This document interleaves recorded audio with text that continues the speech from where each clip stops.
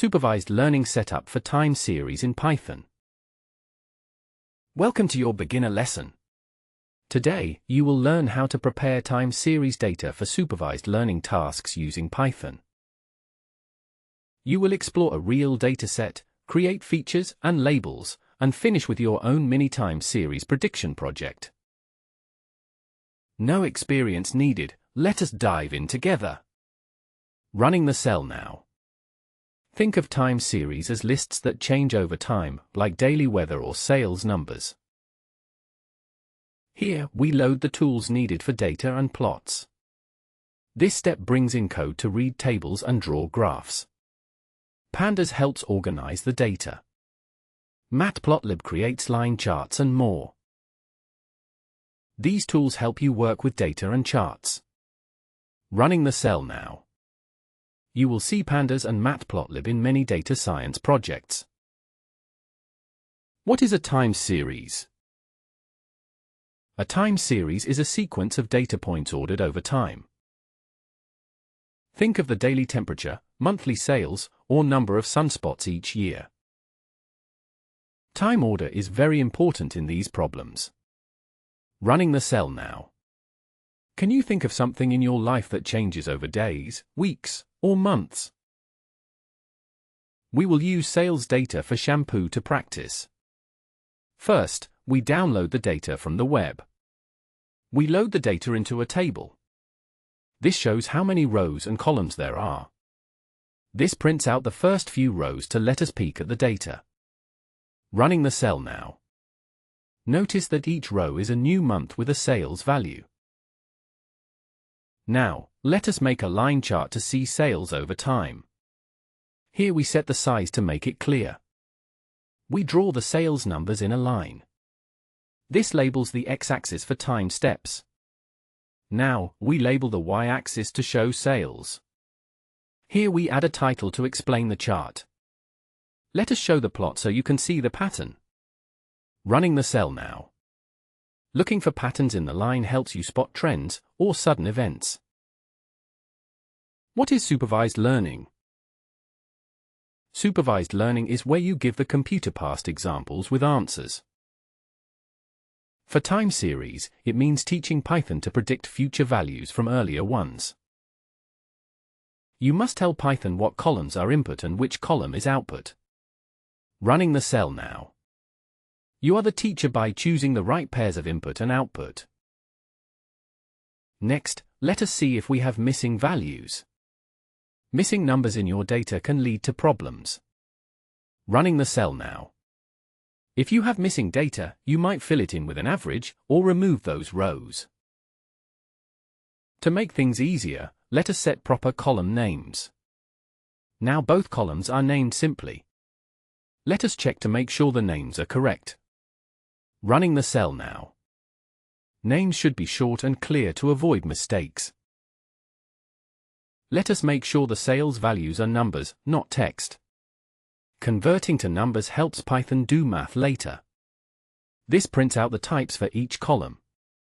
If anything could not convert, it becomes blank. Here we check for that. Running the cell now. Always double-check your columns before making predictions. Creating input and output columns. To predict the next value, you make columns for earlier months, inputs, and the next month, output.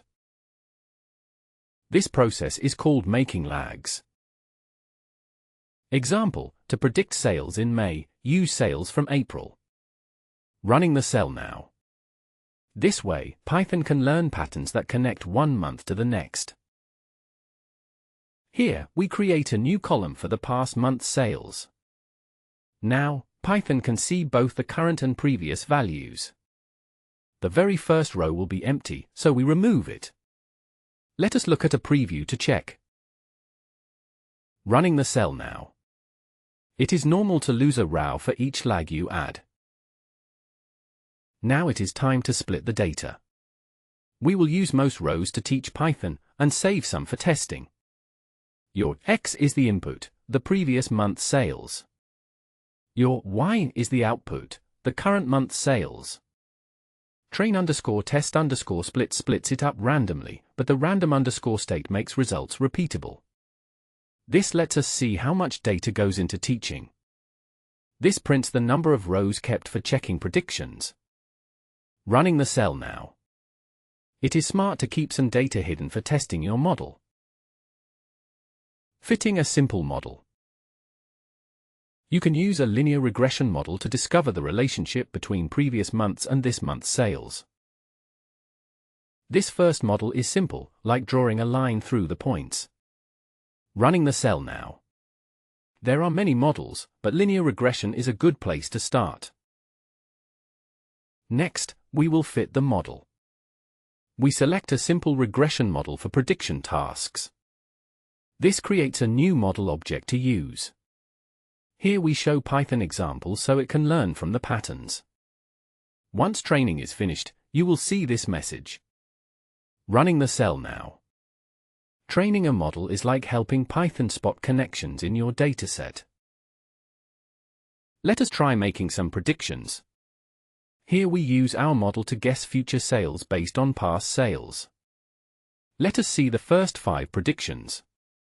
Running the cell now. Predictions give you an idea of how well the model learned. Now, let us check how close the predictions are to the real sales.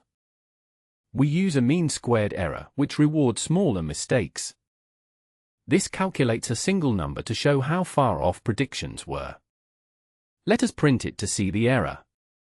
Running the cell now. Lower is better. A perfect model has mean squared error of 0. Let us see how well the predictions match the true sales. Here we make a chart the same way as before. The blue line shows the actual sales. The orange line is what the model guessed. The legend explains which is which.